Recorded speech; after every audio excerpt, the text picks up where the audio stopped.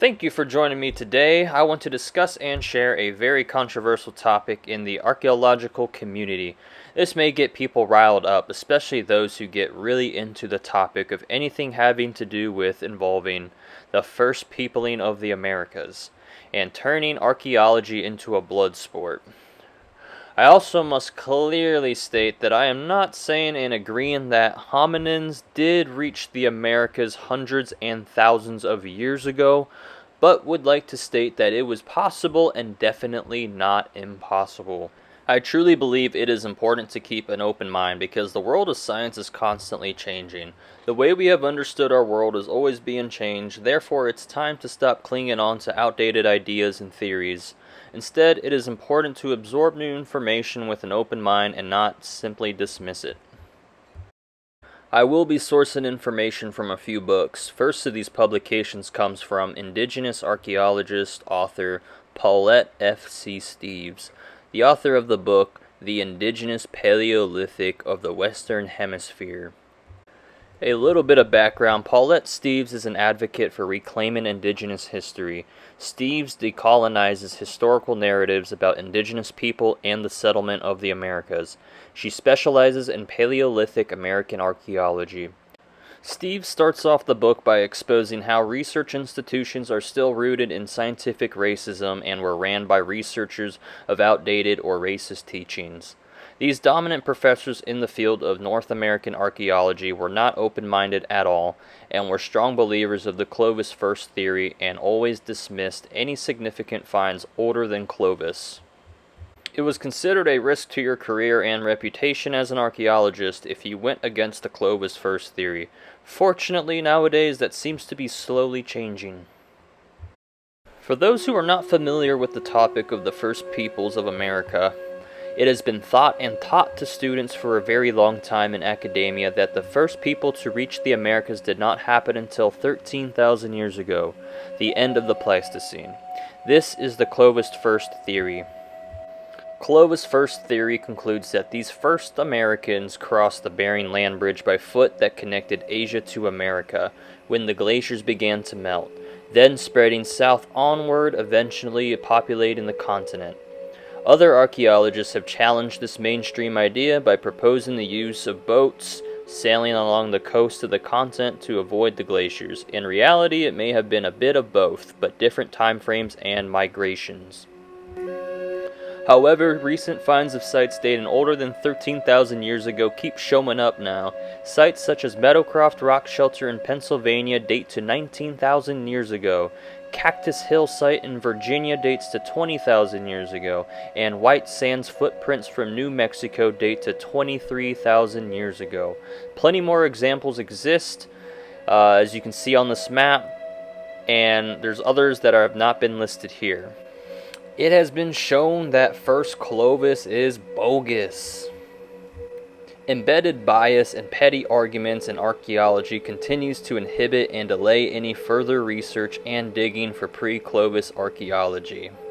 What I really like about Steeves is that she approaches a site with respect and tribal customs. She involves the indigenous community to participate in archaeology, such as simply listening to their voices being heard, including the oral traditions and stories, not dismissing them, unlike other scholars, as well as getting the community involved in digs and academia. I mean, it is their history after all. Why should indigenous people or even the general public have to solely listen to outdated white professors' interpretations of their race and culture story? Alright, let me explain some more. Anthropology and archaeology has racist roots. In the late 1800s, most archaeologists in America were not professionals.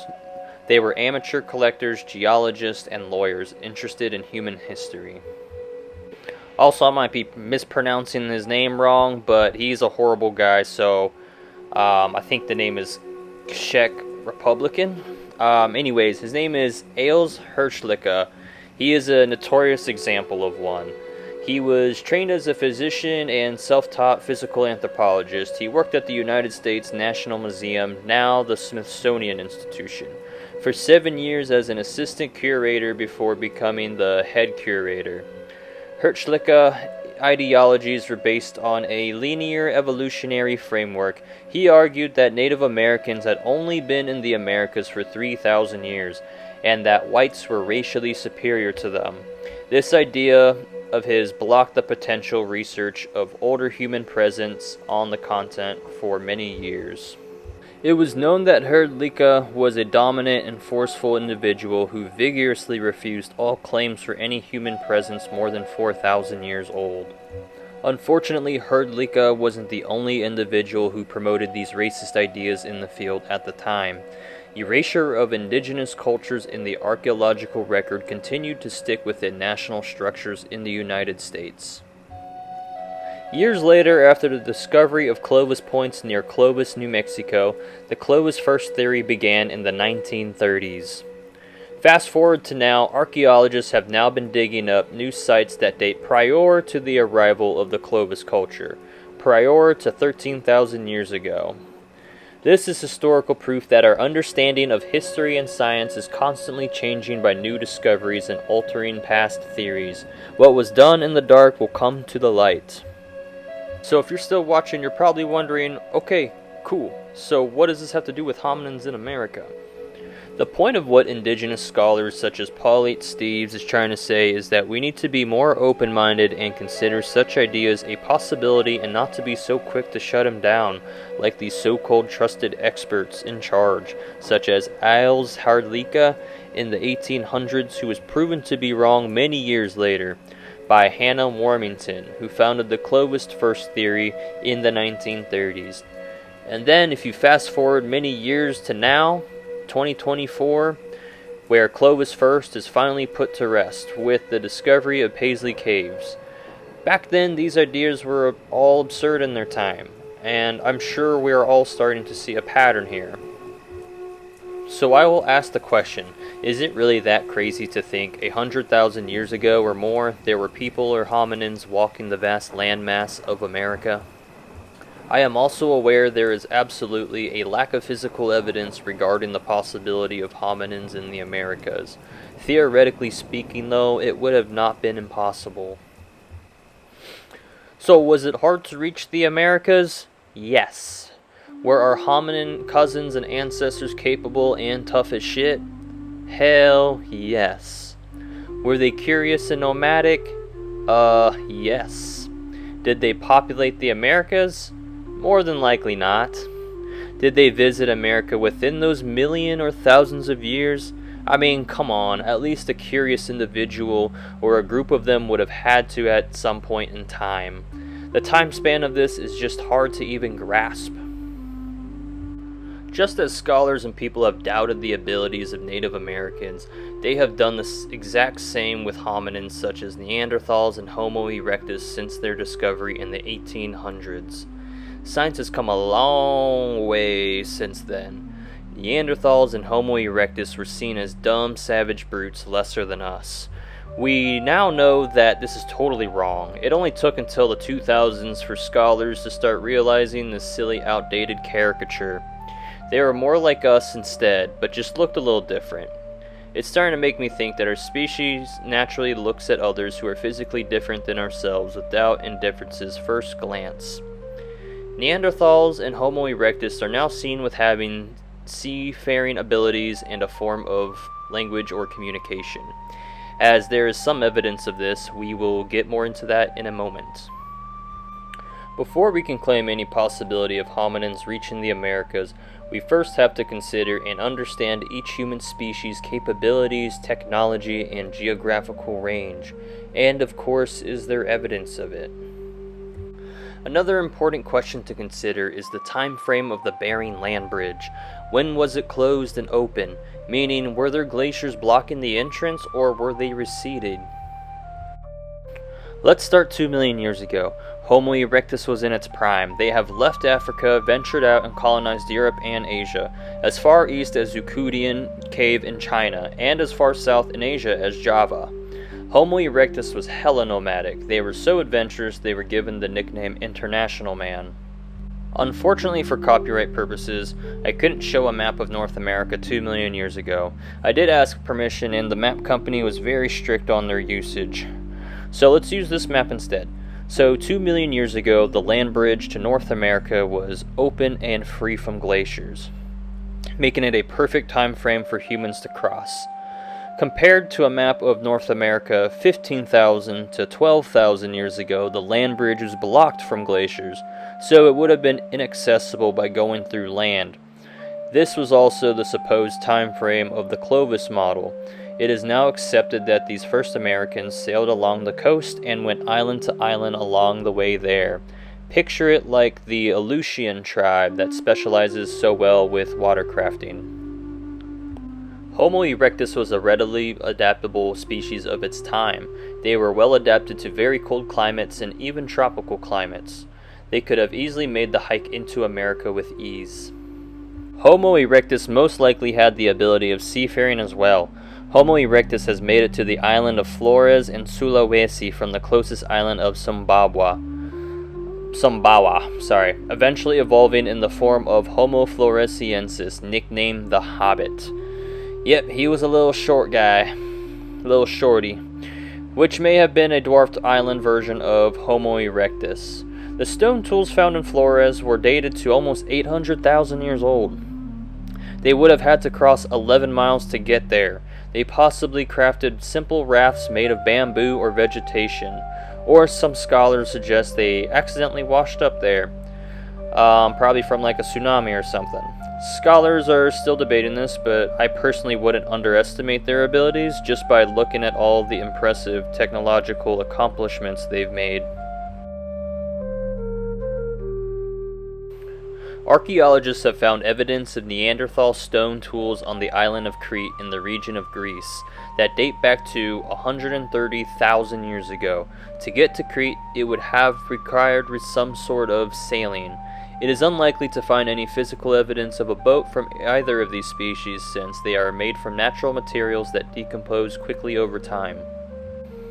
Early modern humans made it to Australia by multiple sea crossings that were 55 miles to 93 miles long of open water. This happened 60,000 years ago to 40,000 years ago. It makes you wonder, how the hell did any of these people know there was gonna be land on the other side of the water? One can only picture the thoughts of anxiety and fear of the unknown going through their minds. It would have been a scary journey for the brave. Neanderthals, Denisovans, and Homo erectus were a cold climate adapted species, way before ours. Without a doubt, they could have made the long trek through the northern climate and crossed the land bridge. Here's the range of Neanderthals. They went extinct approximately 40,000 years ago to 39,000 years ago. This happened when the first major migration of Homo sapiens arrived in Europe. Here's the range of Homo erectus. The last of them survived in Indonesia and went extinct approximately 117,000 years ago. Here is a general map of human species migration ranges, and the Denisovans may have went extinct around 50,000 years ago. It is safe to assume they had the same capabilities of Neanderthals. I get the impression that they are basically Asian Neanderthals, just the Eastern counterpart. Another hominin worth mentioning that was found recently up north facing west of Japan was Homo longi, dated to around 150,000 years old. Alright, so there are a few sites in the Americas that have really old dates, which makes them very controversial and quick to shut down. I am also aware these sites aren't accepted by most scholars and are still debated, but in this video I will be focusing on just 3 possible yet controversial examples. First site is Calico. Second site is the Chapala Basin, which isn't really well known, but we'll get into this site more. And finally, the most controversial site of all, the Chairuti Mastodon. The Calico site is located 5 miles north of the Mojave River in San Bernardino County, California. Archaeology surveys were done on the Pleistocene Lake Mannix, starting in the 1960s and 70s. If you do a quick Google search, it is historically registered and recognized as Calico Early Man Site. There is even a visitor center, gift shop, and guided tours led by the Friends of Calico, a volunteer organization which sponsors archaeological work and training at the site. Calico Mountain is known for the decade-long involvement of the legendary paleoanthropologist and archaeologist Louis Leakey. For those unfamiliar, the Leakeys hold a noble place and famous name in the field of archaeology. They are the true pioneers, or the OGs, of prehistoric archaeology.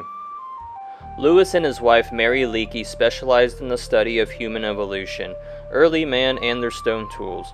Particularly, their most significant finds and work was done in the cradle of humankind, Africa, which is also where Louis was born, specifically Kenya.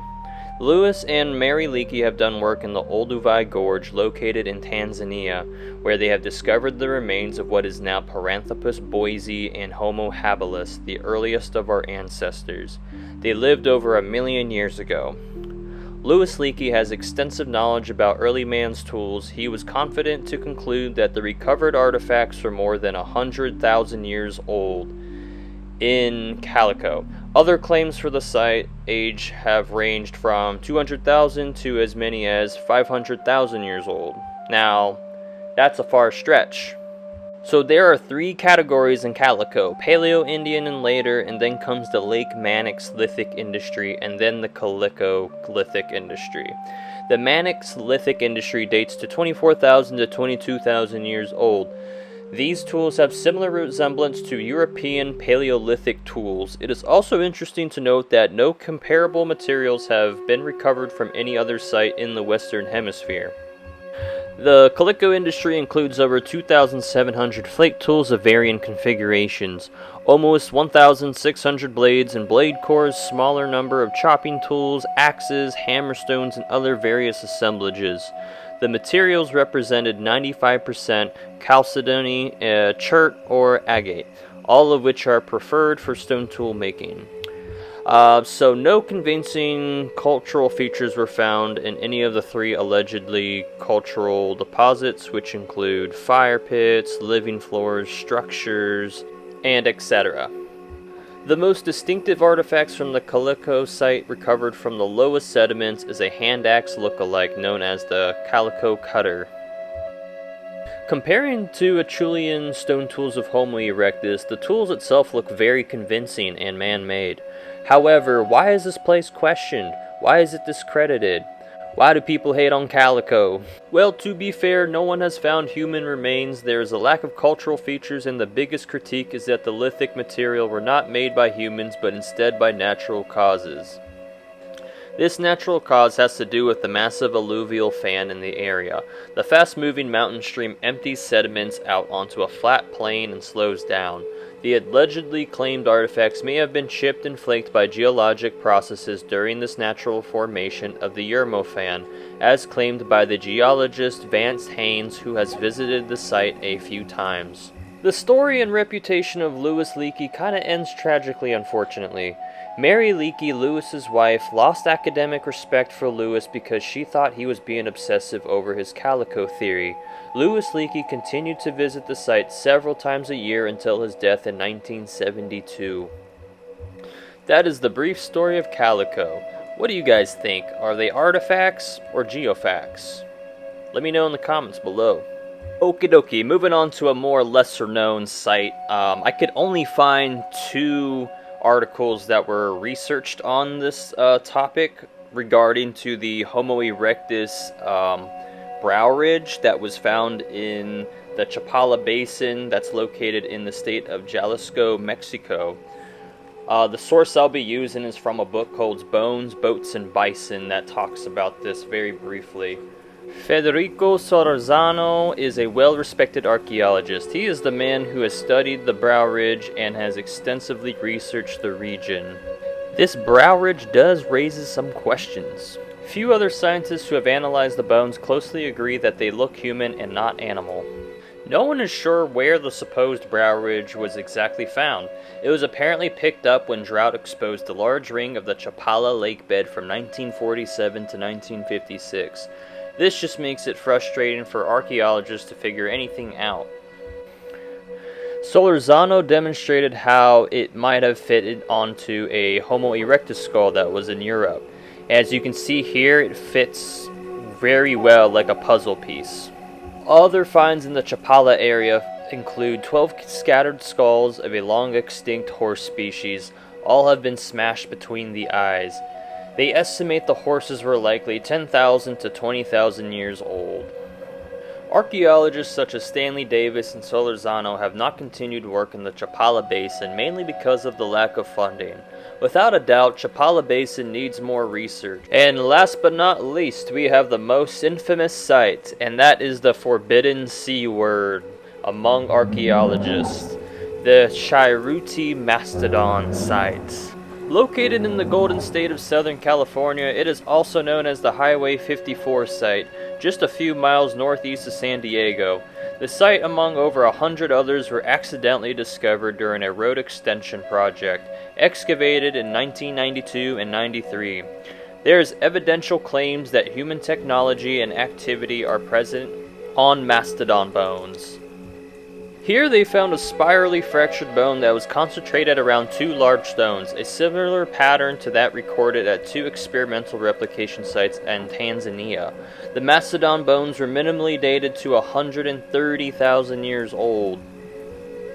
The site has been denied as a legitimate archaeological site and received a lot of backfiring criticism from American archaeologists after it was published in the Nature magazine.